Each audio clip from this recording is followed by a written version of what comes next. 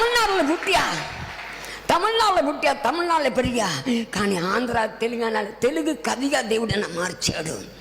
ఆ కవితల్లో కొన్ని చెప్పి అప్పుడు వాక్యంకి వెళ్తాం. దేవునికి స్తోత్రం. హలో, నా పాపములు నేను మోయలేనంత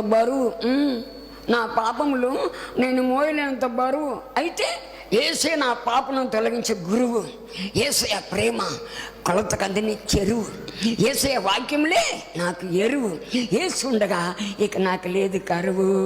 దేవునికి స్తోత్రాలు. హల్లెలూయా. హలో, సాతాను కార్యములన్నీ నలుపు, వాని నీలోంచి బయటికి దులుపు.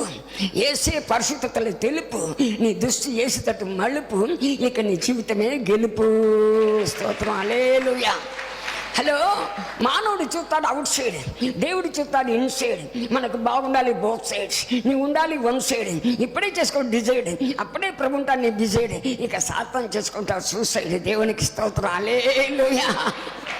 విశ్వాసందరూ కూడి దేవుని స్తుతించి పాడి, ఆత్మలు కలగాలి వేడి, మేలైన పదములే వాడి, అపవాదమి చెయ్యాలి ఏకంగా దాడి, వాడు కింద పడతాడు మాడి, మనం చక్కగా మోయగలము యేసయ్య కాడి.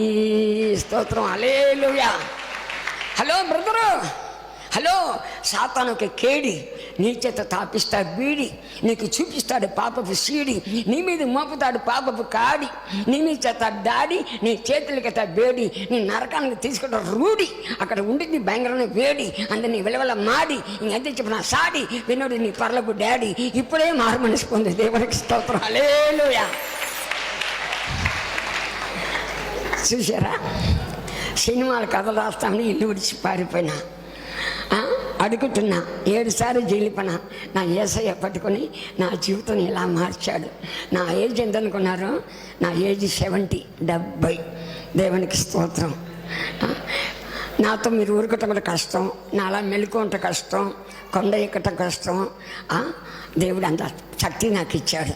దానికి కారణం అందరూ చెప్పండి, మోకరించే మోకాలకి దేవుడు అన్యాయం చేయడు. పక్క వాళ్ళతో చెప్పండి, హలో, నీకు గుడ్ న్యూస్ చెప్పనా? మోకరించే మోకాలకి దేవుడు అన్యాయం చేయడు. గుర్తుంచుకో. చెప్పండి, గుర్తుంచుకో. మోకాళ్ళ గుర్తు, గెలిచే గుర్తు మోకాళ్ళ గుర్తు. మోకాళ్ళ గుర్తుకే మన ఓటు.